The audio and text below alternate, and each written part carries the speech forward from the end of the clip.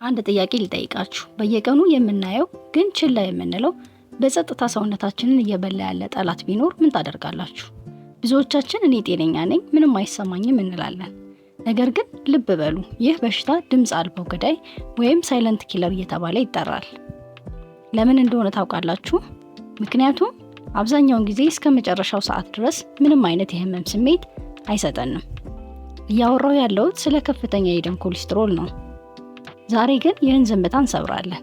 በዚህ ቪዲዮ ውስጥ ምናልባት በሰውነታችሁ ላይ እያያችሁ ያሏቸዋቸው ነገር ግን ከኮሌስትሮል ጋር ይገናኛሉ ብላችሁ ያላሰባችኋቸውን 7 አስደንጋጭ ምልክቶች እነግራችኋለሁ። በተለይ በቁጥር 5 ላይ የምናየው ምልክት በእግራችሁ ላይ የሚታይ ሲሆን ብዙ ሰዎች የነርቭ ችግር ነው ብለው ይሳሳታሉ።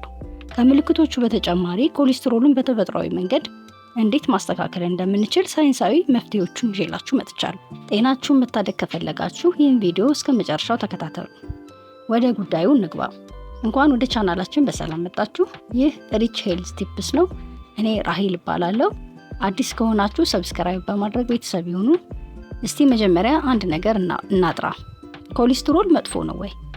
መልሱ አይደለም ነው። ኮሌስትሮል በጉበታችን የሚመረት ለሴሎቻችን ግንባታ፣ ለሆርሞኖች እና ለቫይታሚን ዲ መፈጠር እጅግ አስፈላጊ የሆነ ቅባት መሰል ነገር ነው።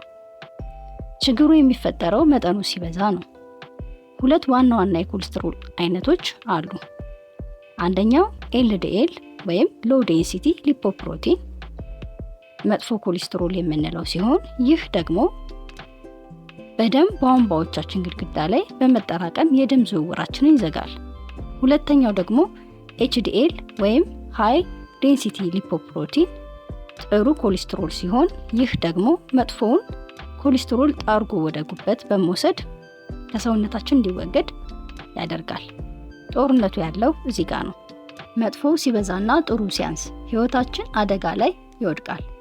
ታዲያ መጠኑ እንደበዛ በምን እናውቃለን? በጣም የሚያስፈራው ነገር ከፍተኛ ኮሌስትሮል ራሱን ችሎ ምልክት ላያሳይ ይችላል። ምልክቶቹ የሚታዩት የደም ቧንቧዎች መዘጋት ከጀመሩ በኋላ ነው። እነዚህ 7 ምልክቶች ልብ ብላችሁ አድምጡ። አንደኛ፣ የመጀመሪያው ምልክት በእግራችሁ ላይ የሚሰማ ህመም። በተለይ በእግር ስትራመዱ የባት ጡንቻዎቻችሁ ይቃጠላል ወይም ይኮማተራል። እረፍት ስታደርጉ ደግሞ ይለቃችኋል። ይህ የደም ቧንቧ መጥበብ ምልክት ሊሆን ይችላል። ወደ እግራችሁ የሚሄደው ደም በኮሌስትሮል ክምችት ምክንያት ሲቀንስ ጡንቻዎቻችሁ ኮሌስትሮል ስለሚበዛባቸው ኦክሲጅንን ያጣሉ። ሁለተኛ፣ የእጅና የእግር መደንዘዝ ወይም መቀዝቀዝ። ሁለተኛው፣ እጃችሁ ወይም እግራችሁ ቶሎ ቶሎ ይደነዝዛል ወይም አንዱ እግር ከሌላው እግር በተለየ ይቀዘቅዛል። ይህ የደም ዝውውር መስተጓጎልን ያሳያል። ደም ወደ ጣቶቻችሁ በደንብ ካልደረሰ የመደንዘዝና የመቀዝቀዝ ስሜት ይፈጠራል። ሶስተኛ፣ የደረት ህመም። ይህ በጣም አደገኛው ነው። በደረት በኩል የሚሰማ የክብደት ስሜት፣ ማቃጠል ወይም ህመም። ይህ የሚያሳየው የልብ የደም ቧንቧዎች በስብ እየተዘጉ መሆኑን ነው። ይህ ምልክት ከተሰማችሁ ወዲያውኑ ሐኪም ማማከር አለባችሁ። አራተኛ፣ በአይን ዙሪያ የሚታይ ቢጫ ነገር። አራተኛው ምልክት ፊታችሁ ላይ ይታያል። በአይናችሁ ቆብ ላይ ወይም በአይን ዙሪያ ቢጫ ጠፍጣፋ ስጋ የሚመስል ነገር ወጥቶባችኋል። ይህ ቀጥታ ከቆዳ ስጋ የተከማቸ ኮሌስትሮል ነው። ምንም ህመም የለውም፣ ግን በሰውነታችሁ ውስጥ ያለው ስብ ከቁጥጥር ውጪ እንደሆነ የሚጠቁም ቀይ መብራት ነው። አምስተኛ፣ ከጊዜ በኋላ የሚመጣ ስንፈተ ወሲብ። ለወንዶች ወሳኝ ነጥብ። ከጊዜ በኋላ የሚመጣ የስንፈተ ወሲብ ችግር የልብ ህመም ቅድመ ማስጠንቀቂያ ሊሆን ይችላል። ወደ ብልት የሚሄዱ የደም ቧንቧዎች በጣም ቀጭን ስለሆኑ በኮሌስትሮል ምክንያት መጀመሪያ የሚዘጉት እነሱ ናቸው። ይህ ችግር ካለ የልብ ጤናችሁን መመርመር አስፈላጊ ነው። ስድስተኛ፣ የትንፋሽ ማጠር። ትንሽ እንቅስቃሴ ስታደርጉ ትንፋሽ ያጥራችኋል። ደረጃ ስትወጡ ይደክማችኋል። ልባችሁ በቂ ደም ማግኘት ካልቻለች ሳምባችሁም ይጨናነቃል። ይህ የኮሌስትሮል መጨመር ውጤት ሊሆን ይችላል። ሰባተኛ፣ የማዞርና ሚዛን የማሳት ስሜት። ሰባተኛው ድንገተኛ ማዞር ወደ አእምሮ የሚሄደው የደም ቧንቧ ወይም ካሮቲድ አርተሪ በከፊል ከተዘጋ ከአእምሮ በቂ ኦክሲጅን አያገኝም። ይህ ለስትሮክ ሊዳርግ ስለሚችል ከፍተኛ ጥንቃቄ ያስፈልጋል። መፍትሄውና የአኗኗር ዘይቤ ለውጦችን አሁን እናያለን። እሺ፣ ምልክቶቹን አየን። አሁንስ ምን ይሻላል? ተስፋ አትቁረጡ። መልካሙ ዜና ኮሌስትሮልን በአኗኗር ዘይቤ ለውጥ ከፍተኛ ሁኔታ መቀነስ ይቻላል። እነዚህን 5 ወሳኝ እርምጃዎች ዛሬውኑ ጀምሩ። አንደኛ፣ አመጋገባችንን ማስተካከል። ቅባት የበዛባቸውን ምግቦች ቀንሱ። በተለይ ትራንስ ፋትስ የሚባሉትን እንደ ኬክ፣ ብስኩት፣ የተጠበሱ ምግቦች አይነቶችን አስወግዱ። በምትኩ ፋይበር የበለጸጉ ምግቦችን ተመገቡ። በፋይበር የበለጸጉ ምግቦች ከምንላቸው ውስጥ አጃ፣ ኦትስ ማለት ነው፣ ባቄላ፣ አቮካዶ እና ለውዝ ምርጥ ናቸው። አቮካዶ እና የወይራ ዘይት ጥሩን ኮሌስትሮል ከፍ ያደርጋሉ። ስለዚህ ቅድም እንዳልነው ጠርጎ ያስወግድልናል ማለት ነው። ሁለተኛ፣ የአካል ብቃት እንቅስቃሴ።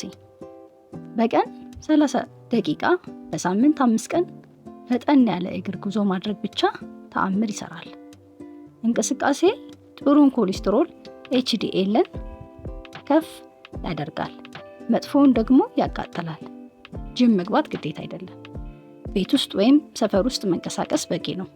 ሶስተኛ፣ ክብደትን መቆጣጠር።